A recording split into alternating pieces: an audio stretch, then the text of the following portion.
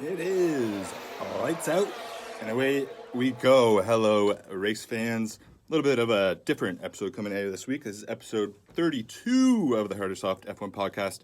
I guess I'll address off the bat, a little bit of apology to our loyal listeners because the last few weeks our schedules just have not been matching up. We've tried a bunch of things, just haven't been able to record on a consistent basis. So we owe it to you guys to get back to that. However, this week, it's just going to be a little bit different. We were just struggling to get a time, so I thought, just got to get something out here. Got lots of stuff to talk about. Maybe I'll clip in Adrian's opinions on some of this stuff too. But it is COTA week. We're back in the U.S. It's going to be I don't know what's going to happen this weekend, but we have a lot to talk about. There are a lot of stories that are broken, a lot of stories that are breaking, and a lot of stories that just won't go away. So we're going to start right off the bat with Red Bull, because I don't like Red Bull, and any chance I can get to talk down on Red Bull, I'm going to take that chance. So today, those scumbags over at Red Bull were supposed to meet, well, the head of the snake, the head scumbag, some may say, Christian Horner. He was to be meeting with the FIA today. I believe President Mohammed Ben Sulayem. I believe they were going to be going over the cost cap breach. That always jumbles up in my head weird. Cost cap breach that Red Bull obviously went over last year, and they cheated. Yep.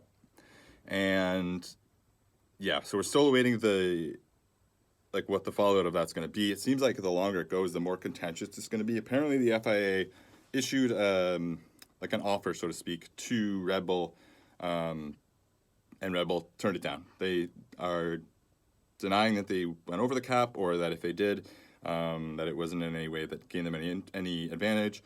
But I don't think that's the point. The point is there's a cap. You went over the cap. There's got to be some sort of punishment that deters other teams from doing it. And now, yes, I am biased. I would like Red Bull to lose. I'd like for Max just to lose about 20 points from last year, or less than that, maybe even 10.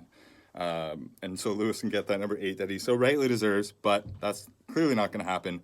But some sort of, even a fine is, then Red Bull, Mercedes, and Ferrari are just going to be adding whatever that fine is to their cap, essentially, because they don't care about the money, they care about winning. Whereas other teams like Haas and whatnot, they need all the money they can get. So it's a tough decision that the FIA has to make, but the longer it goes and the more that we hear that Red Bull and the FIA aren't on the same page, or they're not seeing eye to eye on this, I think it doesn't bode well for Red Bull. It's just, as long as it's pretty much for them, unless it's Max losing his title last year, I think they should just pretty much take whatever slap on the wrist they get, because money is money. They have enough of it. They're making a lot more of it this year. And the sport's just growing and growing and growing. So, yeah, if it's a fine, even if it's like $100 million, just pay the fine. But we'll see. Hopefully that will come out soon. Something that we are expected to get this weekend, though, is Williams. They've made a few announcements. One, I don't know if this is factually stated yet, like if this is confirmed. Hold on here. Just got to put my phone on Do Not Disturb. Just so popular. All right. Where is it? Yeah, so I don't know if this is confirmed, but I've seen enough places that I'm going to roll with it. My boy, my Canadian, the man that I met in Montreal, he obviously is out of his seat for next year. So Nicholas Latifi will be joining IndyCar. Nicholas Latifi has apparently signed with Chip Ganassi Racing for the 2023 season. So that'll be pretty cool. I'm actually excited to go see him in Toronto Indy, and just basically have a Canadian in Indy. Then I think we'll be able to hopefully see Nicholas perform well. He's obviously not a bad driver in general. He qualified, he got his super license. He did well in F2. But I think the end of last year and this year, it's pretty evident he's not an F1 capable driver per se. But let's hope that he gets in IndyCar, he gets some of his confidence back. And just hope good things for Nicky, because he seems like a genuinely nice guy, except for when he is spinning in Abu Dhabi. But on another Williams topic, they are apparently going to announce their replacement for Latifi within the next 24, 48 hours, sometime this weekend. We're expecting that they will announce their 2023 driver, who is going to go along with Alex Albon to complete their team. I think most of the rumors are sort of leading toward Logan Sargent, getting an American driver in there, especially when they're going to make the announcement this weekend while they're in the U.S. It just sort of lends to getting an American driver in there, and Logan Sargent is the favorite, I guess. Like, I think he's on the Williams reserve team or junior team or whatever you would want to call it. And I don't know. I guess if his testing is going well and whatnot, then we could have an American on the grid next year. I obviously wanted it to be Colton Herta, another guy I was fortunate enough to meet, but that's going to have to wait because of the stupid super license. But still, looks like it's going to be Logan Sargent, but there's still a lot that could happen. And, I don't know, enough to say that with confidence. What else do we got here? Haas. I mentioned Haas in their money issues a few minutes ago. Haas has signed a new title sponsor for 2023 and beyond. Remember, they had issues. They had Rich Energy, I believe, and that was just basically like a Ponzi scheme that this guy was running. And then they had Uralkali, the Russian fuel company, I guess you'd call that. Nikita Mazepan's father was very high up, and I don't know if it's he ran it or the CEO or whatever the case, but that did not go well, especially with Nikita leaving and then all the stuff going on in Russia. So they've been sort of without a title sponsor. Gene Haas has just been sort of footing the bill. Yeah, they've now signed MoneyGram. MoneyGram, I guess they're in fintech and processing payments, some sort of money thing, obviously, but it looks like they're getting, well, it not looks like, it's announced that they're signing with them for 2023 and beyond. So that's good. Good for Haas to be able to get up into the midfield, hopefully, because they're one of the only teams that really just can't even reach the budget cap. They're not even close. So at the start of the year, they were performing pretty well, but just as the year goes on, you see that they just don't have the money to keep up. I do hope they keep Mick in that car.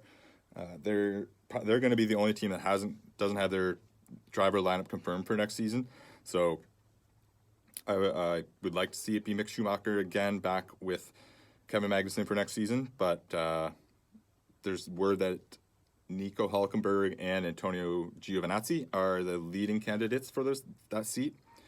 So, I mean, I guess we'll have to see. Obviously, I like Gunther Steiner. He's very entertaining, but I don't really know. I think they're making a mistake if they let Mick go. This week, they're rocking some, because they are technically an American team. I think their facilities are all in America. They're the only American team, I guess you could say, in F1. They're rocking the Stars and Stripes on their race gear this weekend. They got a new livery for the car. And that just makes me think, so this MoneyGram, they get, with the sponsorship, they get the ability to, design the car as well. So are they just going to have, I don't know what colors this MoneyGram company's logo is, but I don't know. I'm kind of picturing, a car that just has, 1,000 $1 bills just overlapped all over each other, painted. So it looks like the car is just a money car. I think that'd be pretty sweet. Don't think that's going to happen, but I don't know. The Rich Energy car they had back in the day actually was really cool, the black and gold. And then they went to the Uralkali Russian colors, which I guess are American colors, but it was Russian colors. And that doesn't look. I don't like the look of the current Haas very much. I liked it when they went with the all white one. That was kind of cool. But yeah, that's the Haas news. We'll keep you posted on what's going to happen with that. My guy Lewis. My boy, he is the co-owner of, or not co-owner, part owner, I guess. He signed on to become a part owner of the Denver Broncos NFL team in the offseason. And he went to his first game last week. It was an absolute stinker of a game. It was in LA against the Chargers. And Lewis was presented with a football. It says Sir Lewis Hamilton. He was on the sidelines. It looked like he was having a good time. But I do not... Listen up, Lewis. Come here. Come on. Don't get too close with Russell Wilson. I see you doing the let's ride, quoting Russell Wilson. He's the quarterback of the Broncos. There's certain things that people say bad about Lewis Hamilton are the characteristics that I don't like in Russell Wilson. Sort of like the So Russell Wilson, all you need to know about Russell Wilson, maybe I'll put a clip in it. A piece of this clip in is his Subway ad that he did recently. You want to split this Subway sandwich? It is my signature sandwich. It's called the Danger Witch, and it's dangerously good. Be careful though, it's spicy. There's a lack of self-awareness there that is mind-boggling. So, yeah, don't get too close to Russell. That's my only advice for Lewis on this one. But good to see him at an NFL game. He seemed to enjoy it. I don't really know, but yeah, maybe we can get him. Maybe we can get him out to Buffalo for a game so we can see how a real team plays football. Yeah, I said it. We also had the golfers at the USGP. The golfers. See, because I just gave the point away. The drivers at the USGP had a long drive competition on like a golf simulator. They had something last year. I forget what it was. I should remember, but I don't because I was just reading about it. But I digress. They had a long drive contest, and I think everyone assumed it was just going to be between Carlos Sainz and Lando Norris because those two, they just can't get enough golf. Like, they make it very clear they cannot get enough golf. And Lando hit a nice drive, 304. I mean, not as good as my drives. Personally, I would have hit it maybe like 325, 330, but not everyone can be as good at golf as me. So, yeah, Lando 304. Congratulations on the long drive. I don't know what that's going to win him other than pride, but he was very, very proud of himself for doing that. He would have been pissed, and I'm sure that's going to lead into some trash talk between him and Carlos going forwards. One last thing I wanted to mention before we get more deep into the USGP, I saw, and maybe I should have done this off the top when I was talking about Christian Horner and what a scumbag that guy is. But I saw that he had a quote, because there were quotes from Lewis going around about Abu Dhabi, and Toto had made a few comments about Abu Dhabi in 2021, and obviously the crazy way it all finished. And Horner felt the need to chime in on his take. And basically his take was that Lewis Hamilton and Mercedes fans saw Abu Dhabi as a travesty, a farce, disgusting, a joke, something that should never happen in professional sports. Whereas Red Bull fans, according to Christian Horner, saw it as retribution for what happened the rest of the season. And what I'm assuming he means by that is Silverstone, when, yeah, sure, that was more Lewis's fault than it was Max's, but it was not nearly as bad as Monza.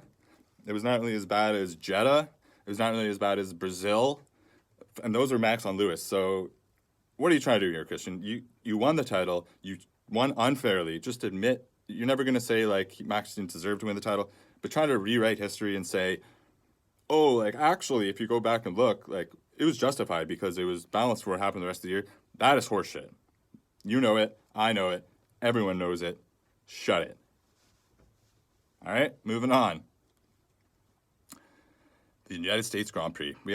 It's kind of strange that there's 3 races in the United States, but this one seems to be like, I mean, it's Circuit of the Americas. It's in Austin, which is apparently a very fun, crazy city. Not that Vegas and Miami aren't, but this one seems to be more of like the all-encompassing America. They're trying to make this America. Whereas Miami is Miami and Vegas is Vegas. Like, those are their own events, whereas this is America.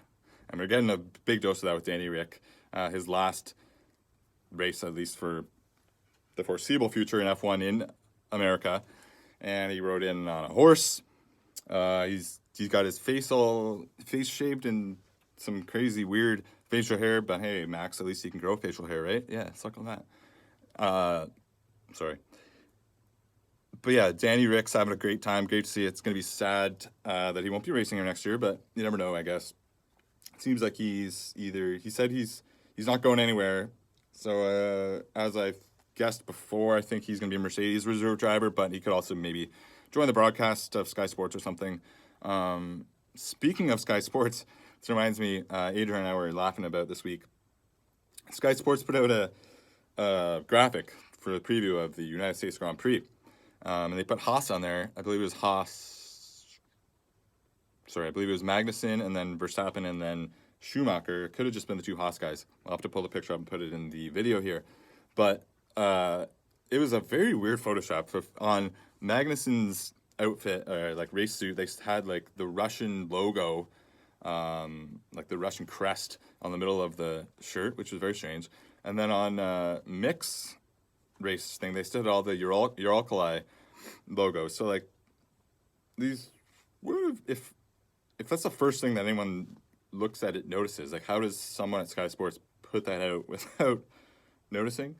I don't know. Maybe they're just like an intern or someone that doesn't know anything about F1, and they said, "Hey, can you put out a graphic?" But sort of a strange graphic. So yeah, I'll try and throw that one in there. Not a big deal, but on the other side of things, not looking good. Something that I do love this week: Esteban Ocon has showed up with arguably the coolest F1 helmet I've ever seen. Lando's basketball one earlier this year was pretty sweet, but it wasn't very like. I don't know. It was a little weird. Whereas this Spiderman one it's awesome. It looks really cool. Didn't think Ocon would be the man to pull out a Spider-Man helmet, but good for him. It looks really cool. Yeah, that's pretty much all I got to say, because I'm not a huge Ocon fan, but I have to give props where it's due.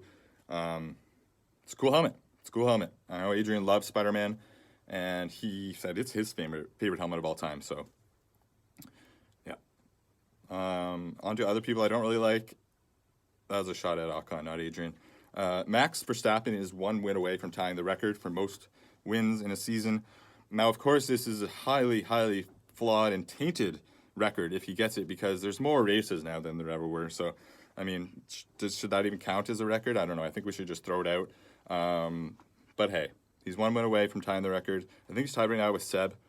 And obviously, I'm being a little tongue-in-cheek. It's an impressive feat what he's done this year. But I'm not fair. And on that note, Red Bull is chasing the Constructors title. They can clinch it this week if they outscore Ferrari by 18 points, which, yeah, the way Ferrari handles race Sundays could very well happen. This track's sort of like a mix of like Silverstone and, I don't know, Hockenheim a little bit.